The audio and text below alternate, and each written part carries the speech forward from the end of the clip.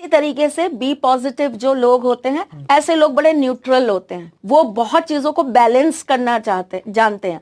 उनको ये मालूम है कि अगर मुझे इस व्यक्ति के सामने अपनी राय देने की जरूरत है तो वो राय देगा, अगर उसको नहीं देना तो वो चुप खामोश रहेगा और अंदर ही अंदर मुस्कुराता रहेगा कि कोई बात नहीं बेटा, जब वक्त आएगा तब देखेंगे क्या होता है। तो ऐसे व्यक्ति के अंदर ना सहनशीलता होती है। ऐसा व्यक्ति बहुत चीजों के साथ एडजस्टमेंट करना जानता है। ऐसा व्यक्ति अपने जीवन में लोगों के लिए हमेशा मदद के लिए खड़ा रहता है, पर जब उसको मदद की जरूरत होती है तो उसके साथ कोई नहीं।